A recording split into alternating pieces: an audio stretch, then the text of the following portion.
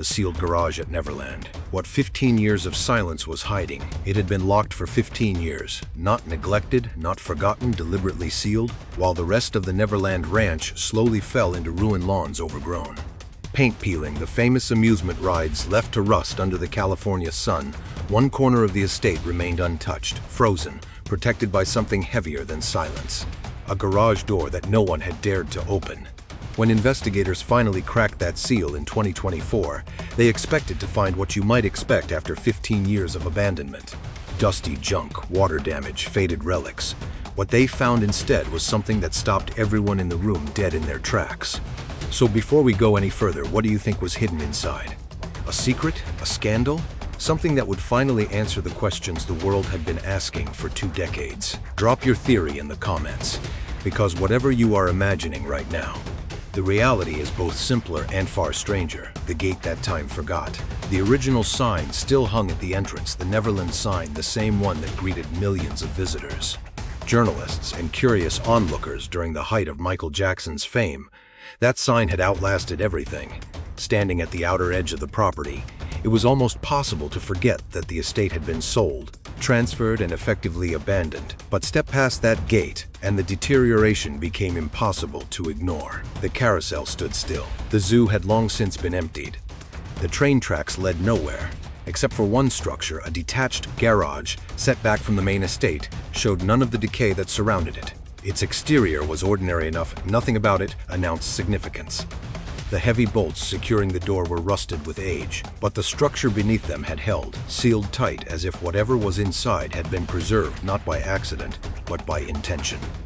When the team working the site finally applied cutting equipment to those locks, the resistance was extraordinary. Tools that typically breach high-security vaults met serious pushback. Sparks flew, progress stalled.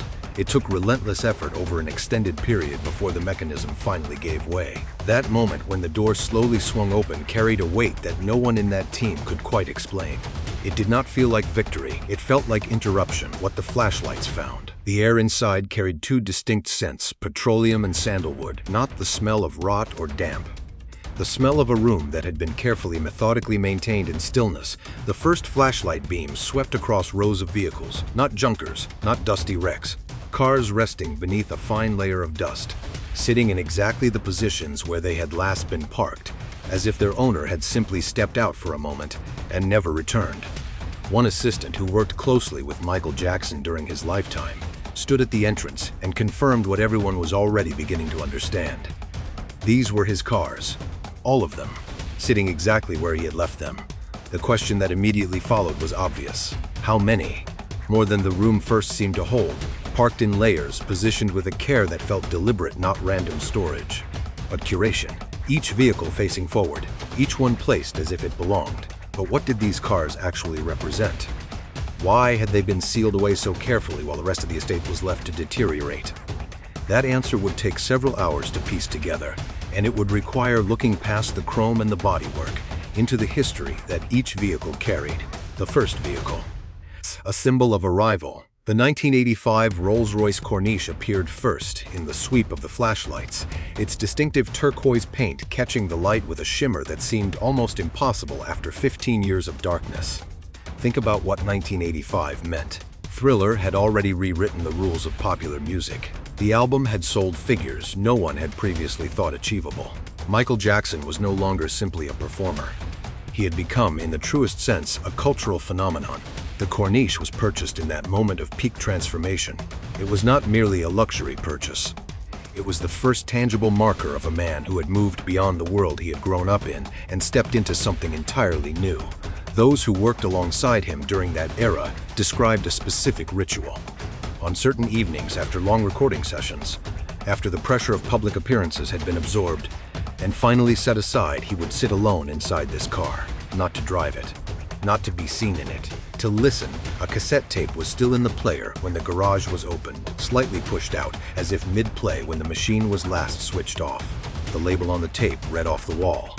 The track it had been paused on was one of the album's most emotionally raw, that small detail, a paused cassette. A song about feeling everything transformed the car from an object into something else entirely. A journal entry, written in leather and steel. Have you ever had a place like that? Somewhere that wasn't about the world seeing you, but about you finally being able to hear yourself. Tell us about it below. Layers of identity, moving deeper into the garage. The collection began to tell a more complicated story. A 1954 Cadillac Fleetwood stood in the interior shadows, its long formal silhouette unmistakable. This was a vehicle associated with a different kind of power, not pop stardom, but institutional authority. Presidents and heads of state had been driven in cars like this. Judges, diplomats, men whose power was structural, inherited, unchallengeable. That Michael Jackson owned one was not accidental. The bad and dangerous eras were periods of intense reinvention. The young performer becoming something more complex, more deliberate, more architecturally constructed. The Cadillac was not just a classic car. It was a statement about legacy, about the kind of permanent significance he was reaching for. Behind it rested a Rolls-Royce Silver Cloud, produced in limited numbers. It was one of the most refined vehicles of its generation, valued not for speed or spectacle, but for understatement, for craft, for the kind of quiet excellence that doesn't need to announce itself. These two vehicles, side by side, captured something essential: the ambition of the Cadillac alongside the refinement of the Silver Cloud, spectacle balanced against substance. The fortress on wheels. Not every vehicle in the collection was chosen for beauty. A preserved 1985 Mercedes-Benz 500 sat near the far wall. Its doors still sealed with strips of yellow tape, the same tape placed there by whoever last used the car and walked away. The tape had held for 15 years. This was not a vehicle for public appearances. It was a vehicle for survival. Factory-installed bulletproof windows, an exceptionally quiet cabin that muffled the noise of the world outside to almost nothing.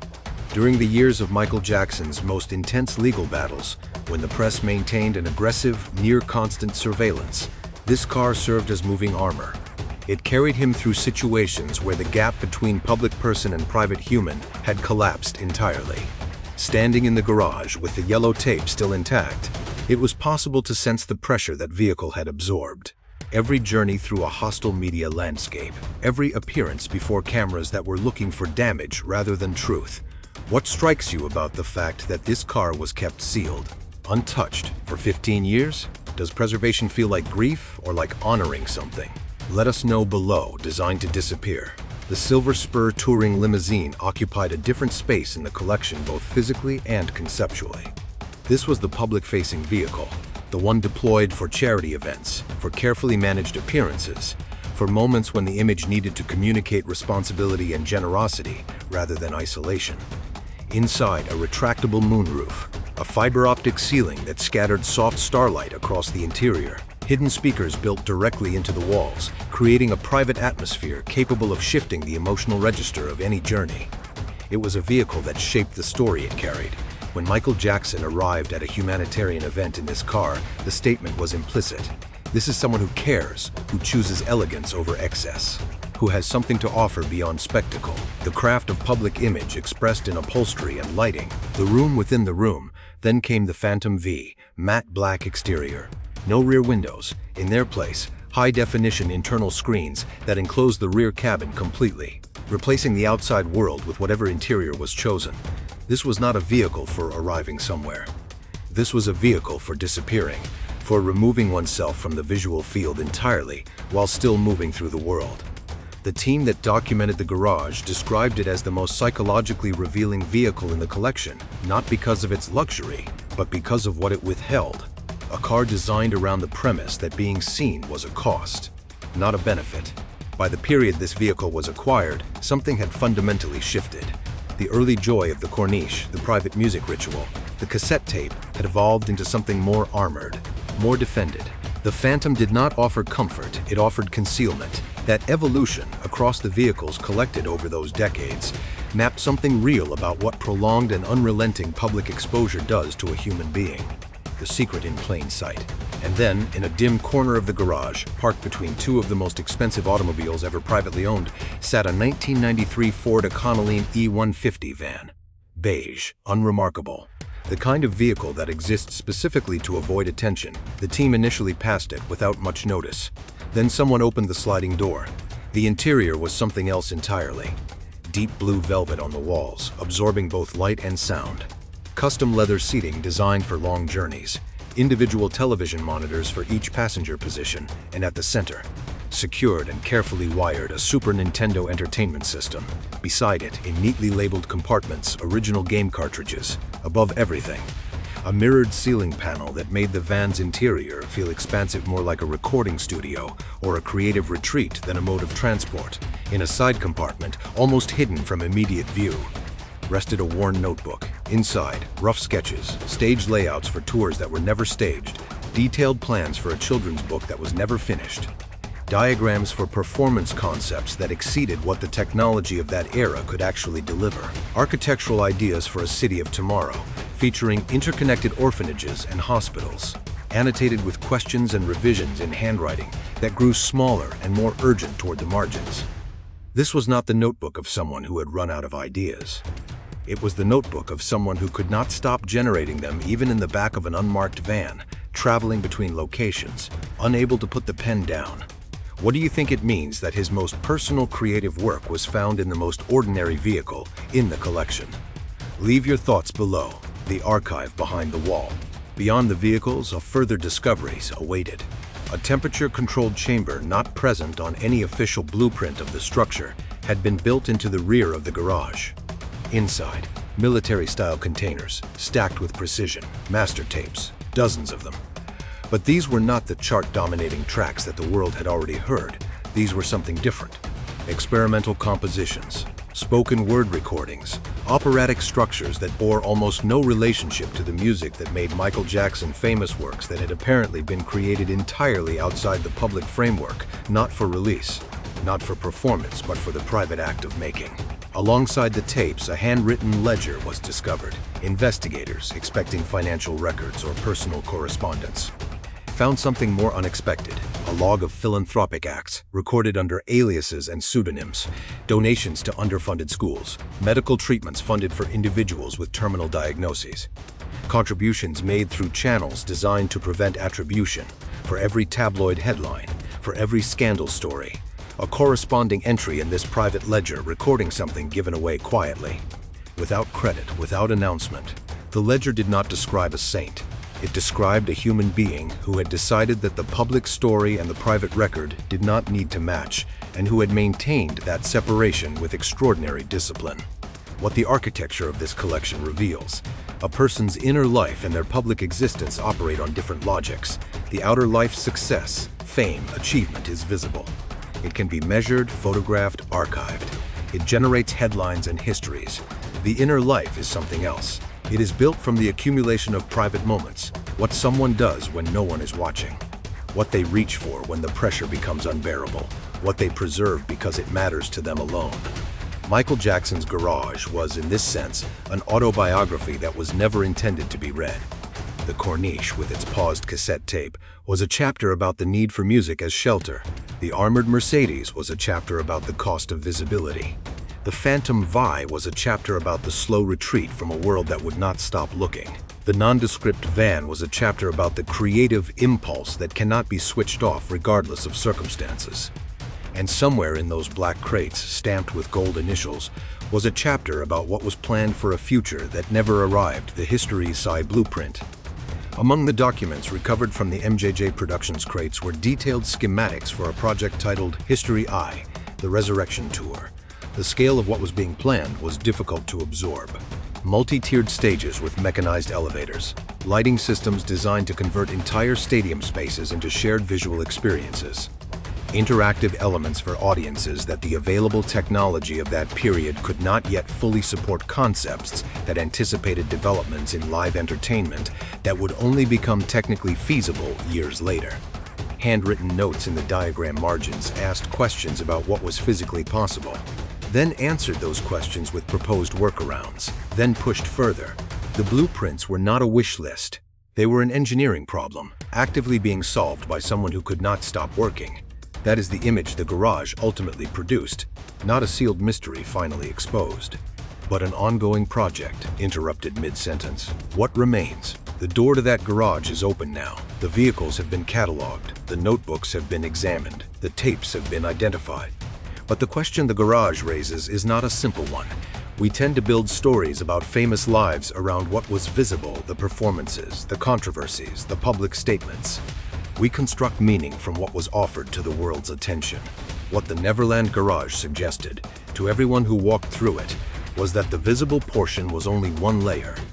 Beneath the performer, an obsessive creative who could not stop generating ideas. Beneath the luxury collector, a man who sat alone in his best car listening to his own early work. Beneath the global celebrity, someone who kept a private ledger of things given away without credit. The brightest lights create the sharpest shadows, and sometimes, what is most true about a person lives in the shadow in the unmarked van, in the paused cassette, in the notebook found in a side compartment. What do those discoveries change about how you think about the story? And more broadly, if the sealed spaces in the lives of public figures could be opened, what do you think they would most often contain? Tell us below. And if this kind of deep dive into the hidden layers of legendary lives is something you want more of the history, the psychology, the details that rarely make it into the headlines, make sure you are subscribed. There is a great deal more where this came from. A final thought on sealed rooms. There is a broader truth embedded in this story that goes beyond one man's collection of vehicles and notebooks. Every person of significant creative ambition builds, over time, some version of a sealed room, not necessarily a physical one, a territory of the self that is maintained with care precisely because it is not offered to the world. Actors have roles they rehearsed but never performed. Writers have manuscripts they completed but never submitted. Scientists have experiments they ran but never published. Musicians have tracks they recorded but decided to hold back, not because the work was unfinished, but because it felt too close to something essential to risk having it misread. The garage at Neverland was that territory made physical, and the 15 years of sealing were not neglect. They were, in their way, a final act of protection, preserving something uncontaminated by interpretation. What was eventually found inside was not scandal. It was not evidence of hidden wrongdoing. It was the record of a person who had more ideas than any single lifetime could contain, who gave away more than the public record shows, and who needed desperately, consistently spaces where the performance could stop and something quieter could happen instead. The cars were not just transportation, they were rooms.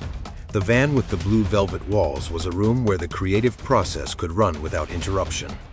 The corniche with the paused cassette was a room where music could be heard rather than produced.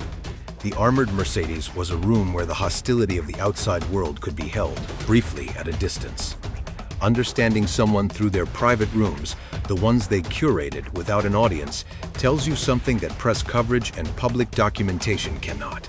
It tells you what they actually needed, what they actually loved, what they were, beneath the version of themselves that the world required. The garage door opened in 2024, but in a real sense, what was inside had been speaking all along.